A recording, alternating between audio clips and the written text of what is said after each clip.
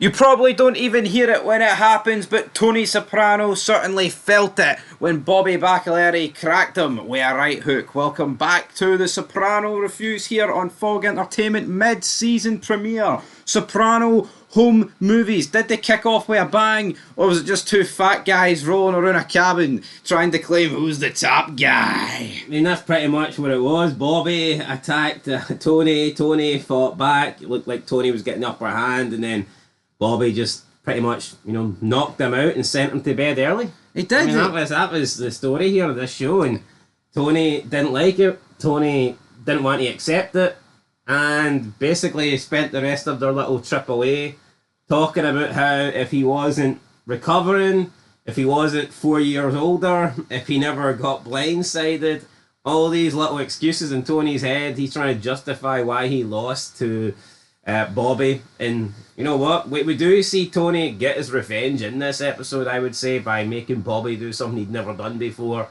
And I mean, I think that was purely the reason why he did that. Yeah, just like, fuck it, you beat me, well, here, I'm going to beat you.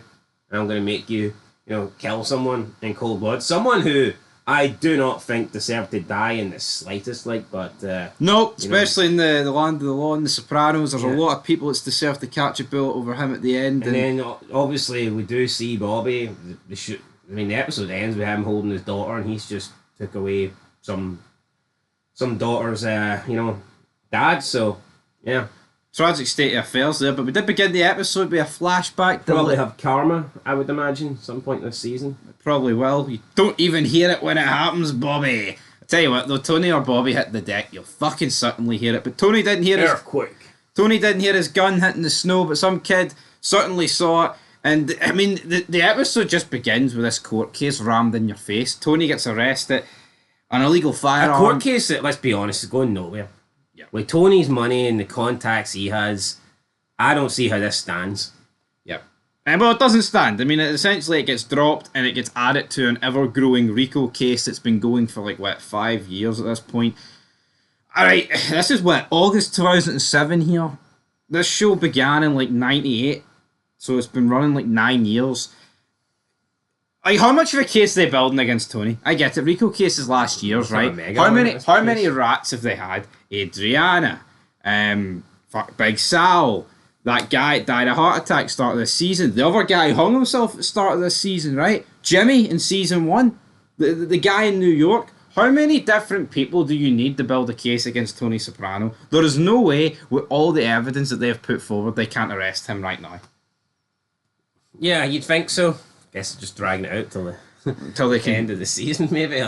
Get him for a fact. But Tony, he eventually gets out, and this is pretty much the last we see of everyone outside the main group. We do cut to New York. Phil Leotardo, he's out. He's returned from the hospital after his near-fatal heart attack, and he's like, I'm going to settle down, retire, enjoy my grandchildren. And then they find out about Tony. There's a couple of jokes made about Jersey, because New York ain't treating Jersey with all too much respect. But I tell you what, they're dragging this out, right? Obviously, this is my second time rewatching the show. I thought the war started a lot earlier than this. You would have assumed so. I mean, we're getting into what, the last 11, 12 episodes of this show? Fuck, less than that. I think it was only 21, 22. So 10, 8, 9, something like that. It's not really. Besides, I hadn't even started yet. I mean, you could say it has started with the fact that they killed Fito. They've been beefing over him, and that fat Dom guy gets stabbed about 10 times. But it's no real war. Fito was an under the table kind of guy, but I mean, to pretty much say that everything in this episode is over the table. There's a table. They play Monopoly. They drink. I mean, there's good dialogue, don't get me wrong. You've got Bobby giving his birthday gift to Tony, which is a big, massive assault rifle. They laugh, they joke about, oh, your dad was a Terminator, but you've never killed anybody. You probably don't even hear it when it happens. Good dialogue, but, I mean, we're on the home straight here. You Sopranos, you take everything too far. You Sopranos. Yeah, Giles tells a story about how Johnny Soprano, he shot the bullet straight through Olivia's hairdo, and this upsets Tony. He's like, oh, you're making it like we're some dysfunctional family. But look at the way Tony fucking acts. After it's I mean, hypocritical much. The guy's having a go at his sister, and then he's fucking saying all these things that she used to do, and and then literally gets into a big massive brawl with Bobby. It's they're dysfunctional. Like Yeah, but also like Junior, right? Everyone knows Junior's tried to kill Tony twice now. That's more fucking dysfunctional than a couple of jokes here or there about Johnny Boy shooting his gun. I don't know why Tony took this so bad, but the brawl. So Bobby punches Tony first. You Sopranos, bang. Bobby's getting a couple of knees into the gut. Carmella tries to get Tony off of Bobby in the corner of like the cabin. She then takes a fall, hurts her shoulder. Bobby then like couple of body blows to Tony. One last dig. Tony falls through the table. You know what? I thought this was embarrassing. These two big guys have just slugged it out, and Carmella's like, "Oh, my shoulder." I know. Like a fucking nothing throwaway injury. Like. Is that just her again trying to put like I don't know, crave attention or something, or like? I'd say so, probably. No, but I'll tell you what. Carmella's bad for it, but see that was Janice. Oh fuck, her arm would have been in a sling. I mean, it's not like she caught a fucking elbow or something. Yeah, she just fell against the table. Jesus Christ. Yeah, like if you look at Bobby and Tony, I mean, this lasted about 2 minutes. Like body blows, headshots, tables, lamps, you fucking name it. Monopoly boards, fucking the gabagool. Everything was getting cracked off each other. there was a piece of the Monopoly stuck to Tony's face for like 2 minutes. Fucking the L piece. And then Carmella just flicks it off at the end. I thought I liked that. It was funny. That was some good shit. Tony wakes up during the middle of the night after when Bobby tried to flee and he crashed into a tree. But Tony wakes up, he goes in, you won fair and square, Bobby. Fair dues. Till tomorrow. Yeah, what happened to this? Tony fucking wakes up and he starts greeting about it. He's like, yeah, Carmella, yeah, I'm 47. If I never had my surgery, I probably would have beat him. Reality is, right, say Bobby's 43, Tony's 47. Time. It's undefeated. Balboa said it. How the fuck could Tony ever get an advantage on Bobby if he's 4 years older than him? He can't get younger than him. He can't get closer to him. If this happened when Tony was 40, Bobby would be 36. The 4 year advantage. The only way Tony could have an advantage if it happened when he was like 16 and he's beating up a 12-year-old. Or be flipped or... Nah, but then again, you would argue that you don't... Like, that wouldn't be the only advantage, like, because you'd have to say when is the peak. When is your physical peak? I know, but before... So if it's at 27, if a 27-year-old Tony's fighting a 23-year-old Bobby, like, I mean, that would technically give Tony the advantage. But it was just Tony making excuses, trying to, you know... Well, who won the fight in your opinion? Bobby. But he did hit him first, so it's like... But I think once Tony gets the upper hand... Yeah, it doesn't really... Yeah, I think the first punch adrenaline is like... The first punch is kind of irrelevant in my opinion, but yeah. I want to know who would have won the fight if that guy that looks like Vin Diesel fought back. I think the guy like Vin Diesel would have fucking killed him, to be brutally honest. We didn't get to see that, unfortunately, you know. No, we didn't. We see fucking Janice. They've got the kid. I don't mind the kid, right? I don't think the kid's annoying, but why doesn't Janice just look after her own kid? Like, why do they really feel the need to bring the black nanny? Like, honestly, like, oh, what was she doing in the water? She's not allowed to do that. I cannot stand Janice. I don't like Carmella. I think Janice is Livia 2.0. No, I never fucking cared for Livia. I actually hated her. Chris phones Tony to offer him a belated happy birthday, and Tony just hangs up. Yep, only seen a Chris in the episode. Now, is this because Chris was a day late, or is this because Chris is banging the woman that Tony wanted to bang? I think is that a bit of both? That's probably a bit of both. He is the kind of petty bastard that would take it bad.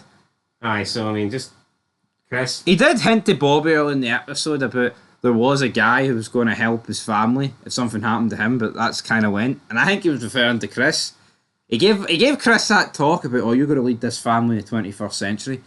I don't think Chris is leading hee-haw. No. I think Chris's days are fucking numbered, to be honest.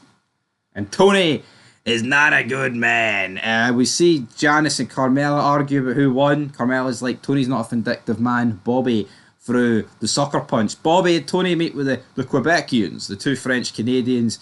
Right, if you kill my sister's husband who's threatening to take the kid, we'll knock 35 G's off the asking price. I believe it would have took it down to 165.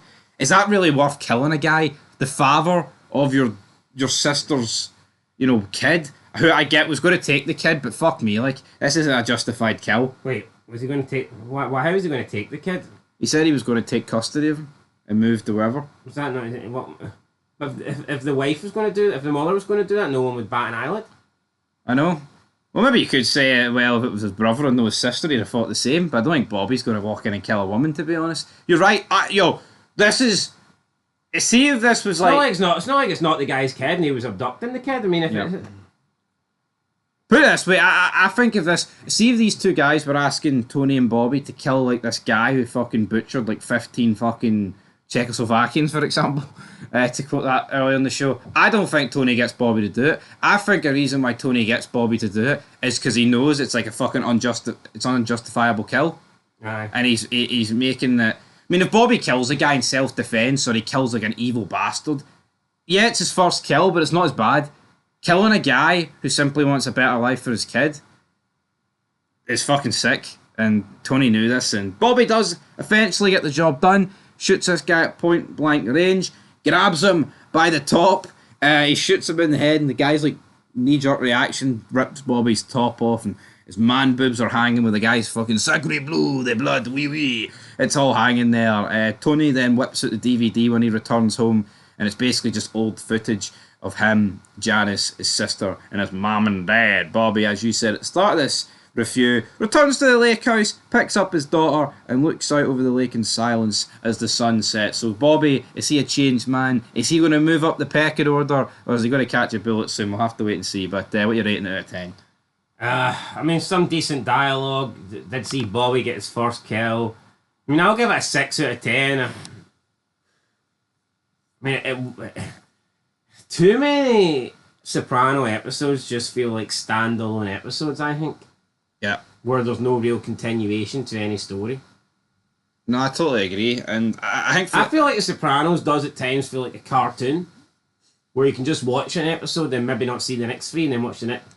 It doesn't have, like...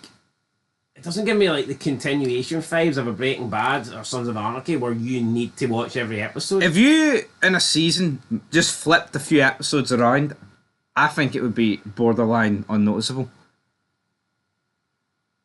Like, if you put this episode 13 and put it in at 9th, and then put, like, episode 9 in at 13, would you really notice a difference? Now, obviously, if somebody's dead right and they appear, I get that, but there is a lack of continuity, and I mean, it is the final season, but the problem is, this has been a problem with The Sopranos since day one. I think if you want to have these episodes in the final season with, like, fleshing out people, that's fair enough, but it's just been like this since day one. I agree with a 6 out of 10 rating. It's like an odd episode just for 4 people to play Monopoly and argue about stuff that happened like 35, 40 years ago. It's a joke. Anyway, that's it for Soprano Home Movies. Till the next one. Peace.